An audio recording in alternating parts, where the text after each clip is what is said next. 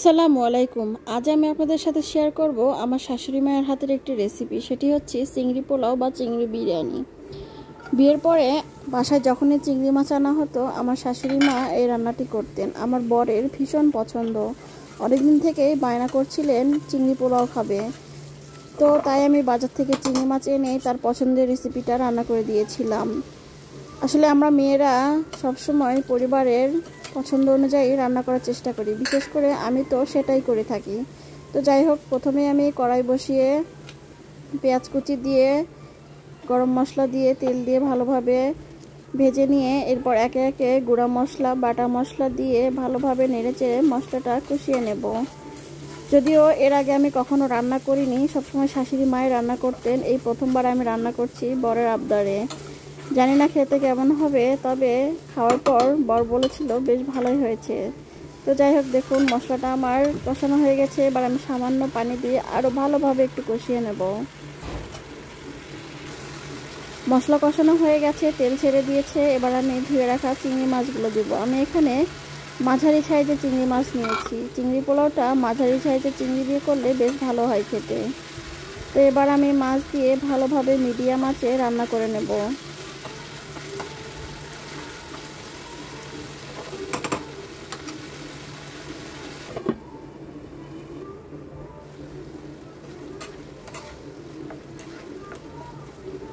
মাছটা আমার প্রায় কষানো হয়ে গেছে, তাই ভাবলাম অন্য চুলায় দিয়ে আমি এই চুলায় পোলাওটা রান্না করে নিই। আমি চালটা ভেজে রান্না করব, এর জন্য বড় একটা কড়াই বসিয়ে দিলাম এবং পাশের চুলায় আমি চিংড়ি মাছটা নেড়ে দিলাম।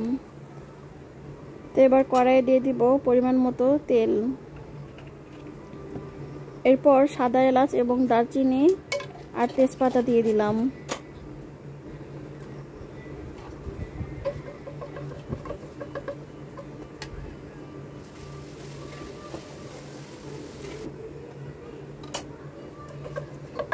তো এবার আমি চাল দিয়ে ভালোভাবে চালটা সময় নিয়ে ভেজে নেব।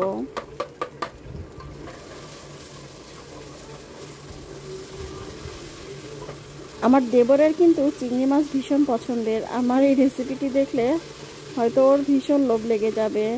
ভাবছি একদিন বাসায় ডাকবো। ফ্রিজে বেশ কিছু চিংড়ি মাছ আছে এখনো। তো চালটা আমার ভাজা হয়ে গেছে, মাঝখানে আমি একটু লবণ দিয়ে দিলাম, মনে ছিল না আমার। আসলে রান্না করতে করতে ভিডিও করাটা কিন্তু অনেক কষ্টের। যে সময়টা আপনার সাধারণ রান্না করতে লাগবে, সেটা যখন রেসিপি করতে যাবেন তখন অনেকটা সময় লেগে যায়। তো যাই হোক, চাল ভাজা হয়ে গেছে, আমার পরিমাণ মতো পানি দিয়ে দিলাম আমি চালে। এরপর দিয়ে দিলাম কয়েকটা গোটা কাঁচামরিচ। এতে করে পোলাও একটা সুন্দর একটা স্মেল আসবে।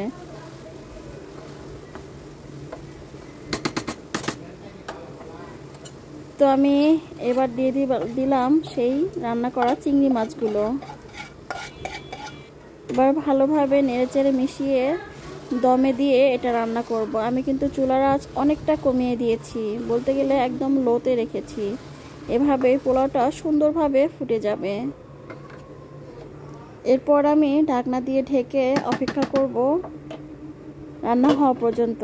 তো যাই হোক, দেখতেই পাচ্ছেন আমার চিংড়ি পোলাও কিন্তু হয়ে গেছে এবং দারুণ সুন্দর একটা কালার এসেছে। দেখে লোভ লাগছে, তাই না? সত্যি কথা বলতে আমার ছেলেও চিংড়ি মাছ ভীষণ পছন্দ করে। বাসার সবাই খুবই মজা করে খেয়েছিল। আপনাদের কাছে আমার এই রেসিপিটি কেমন লেগেছে অবশ্যই জানাবেন। শাশুড়ি মায়ের হাতের যে কোনো রান্নাই খেতে ভীষণ মজার। তার এই রান্নাটা আমি প্রথমবার রান্না করেছিলাম, সবাই ভীষণ পছন্দ করেছিল। আমার কাছেও বেশ ভালো লেগেছে। আপনাদের কাছে ভালো লাগলে অবশ্যই রেসিপিটি রান্না করে ট্রাই করবেন। আজ এখানেই বিদায় নিচ্ছি, দেখা হবে পরবর্তীতে নতুন কোনো রেসিপি নিয়ে। সবাই ভালো থাকবেন, সুস্থ থাকবেন। ধন্যবাদ সবাইকে।